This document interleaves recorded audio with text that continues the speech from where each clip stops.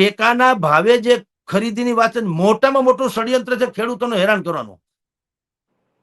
આપણે અહીંથી કઈ હવે કપાસને તમે જો પરદેશ અમેરિકાથી કપાસની આયાત કરવામાં આવી, શું કામ ભાઈ?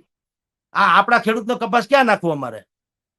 બેવકૂફાની ચરમસીમા જો. મોટા મોટા માણસો જેટલા ઉદ્યોગપતિઓ જે છે અથવા તો એક્સપોર્ટર્સ છે, એના માટે થઈને સરકાર જે ખેલ નાખે છે ને એક સેકન્ડમાં, એના કાઠલા પકડવા જોઈએ. તમારી પેઢી છે યાર, આ તમે શું કામ આવો વહીવટ કરી શકો? તમે નેતા છો એટલે વોટ નોનસેન્સ.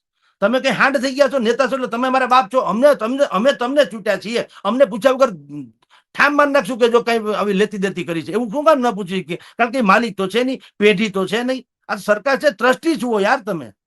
આપણે આપણા પ્રેસમાં, હું મારા પ્રેસનો તંત્રી છું, મારાથી મોટો કોઈ સાહેબ નથી, પણ હું ઊંધા ગધેડાનો ફોટો છાપવામાં હાલે?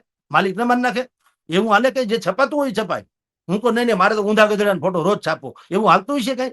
વાતું ભલે ગમે એમ કરીએ. એવી રીતે બેન તમને કહું કે સરકાર જયારે આવું કરે તો વળી પાછા આવેદન નિવેદન. અરે ટાંટિયા ખેંચીને પછાડી ના દેવા જોઈએ. શેના નિવેદન? કે ભાઈ આ તમે કર્યો શું કામ નિર્ણય? કે કપાસને તમે કરમુક્ત કર્યો શું કામ? તમારી પેઢી છે એવું શું કામ ના પૂછી શકે? મને તો ઈ થાય, અરે ગમે નરેન્દ્ર મોદી કેમ નથી? પૂછો યાર બે ધડક કે ભાઈ એના વગર આના જવાબ વગર મારી અહીંયા ગામમાં કરતા નહીં. તમારા ભાષણ કુષણ અમારે સાંભળવા નથી. બાયકોટ કરો.